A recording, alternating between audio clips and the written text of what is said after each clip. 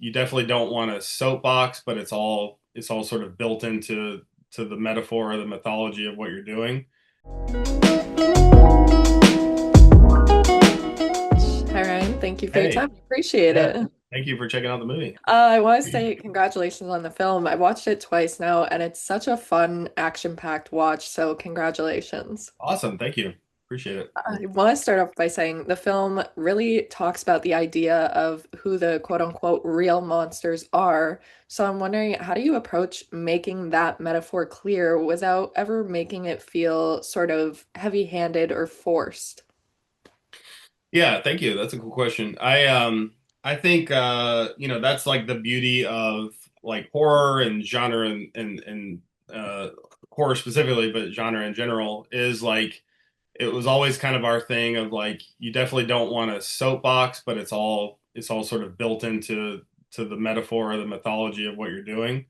Mhm. And then, from that it's um like letting the characters and letting the scenarios and the movie itself sort of take front and trust your audience that kind of stuff is going to seep into the movie and then seep into them and then be something that they're left with and hopefully kind of something to talk about, go grab a coffee afterwards and kind of chop up and talk about like your feelings of the characters in the movie and the journeys they sort of go through. Definitely. And one thing I love specifically in horror is the use of foreshadowing. So I'm wondering, is there anything that you've hidden in there or that you specifically like that viewers might not get until the second or third watch? Yeah, I mean, that's a cool question. We definitely threaded through, a lot of the mythology that comes in at the end, throughout and kind of tried to make that. I feel like it's funny. It's like I feel like you kind of couldn't you kind of couldn't put too much in at the beginning of it because no one's ever gonna know which way the movie goes. It just is so wild and like so many turns. That we felt like very comfortable like kind of like sort of lacing in the mythology, lacing in like what like specifically like what the family sort of like backstory and myths are.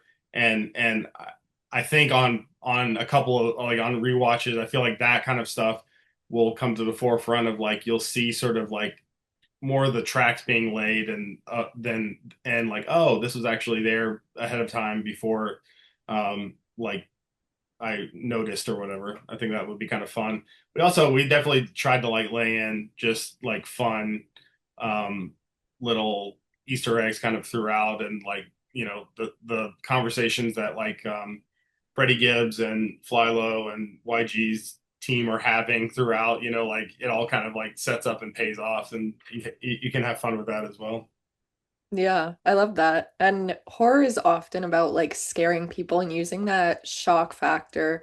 But for this movie in general, it's more about perspective, in my opinion. Mm. So, how has your understanding of not only fear, but the things that horror movies bring kind of matured over your discography? Because obviously you've done horror before, and now you're leaning into this. Yeah, I think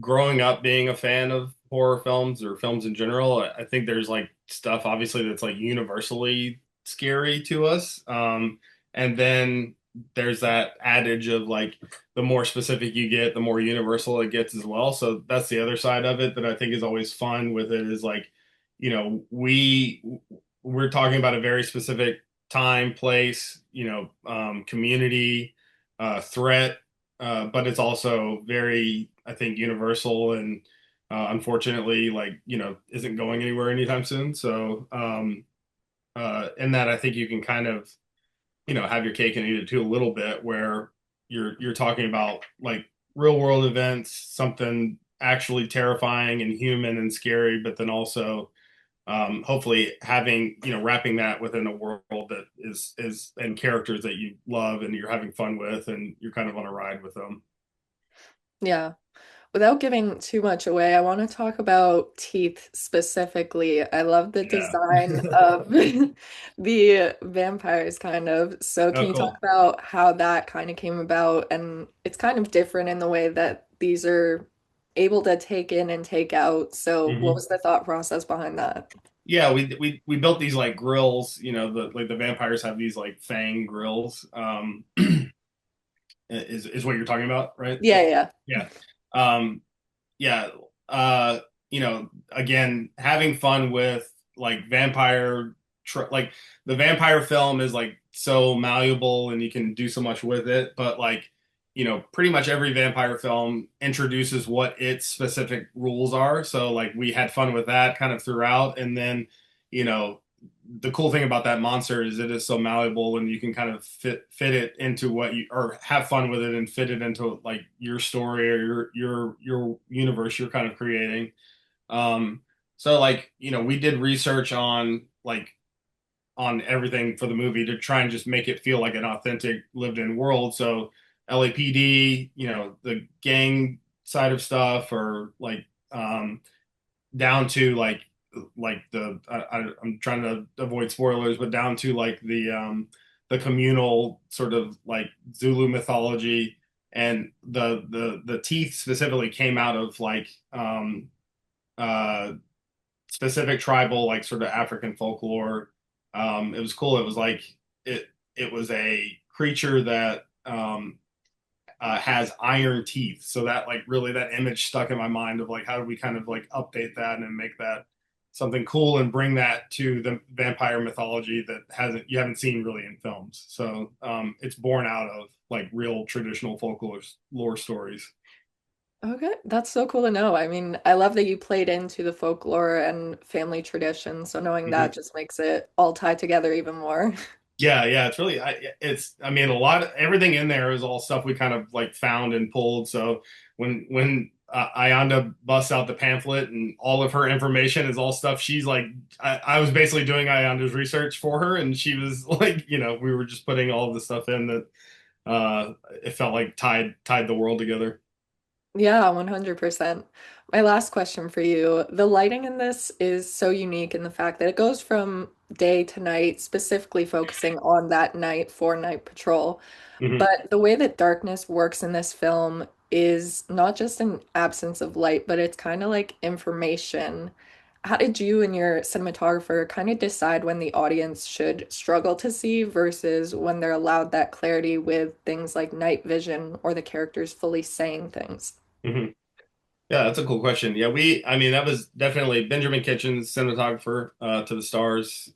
He's worked on all my stuff. He's great. And that was a conversation very early on, was like specifically, I mean, obviously you're making a vampire movie, so it's like how sunlight affects Mhm. like, scenes, how we're shooting LA sun, which is different than other sun as well. And, LA movies have this kind of patina or like known sort of thing and like washed out. And so we were looking at a lot of different LA movies and LA cop movies specifically, and pulling kind of ideas from that. But then, yeah, like you're absolutely right. Even down to the script stage of like the doling out of information or what you're getting when we're with Night Patrol, and Night Patrol's kind of filling in a little bit of the vampire lore versus like when we're with either like the Bloods, who are kind of like the cryptozoologist Bloods that are sort of trying to figure out what monster they're up against or what type of vampire they're up against or what those rules are.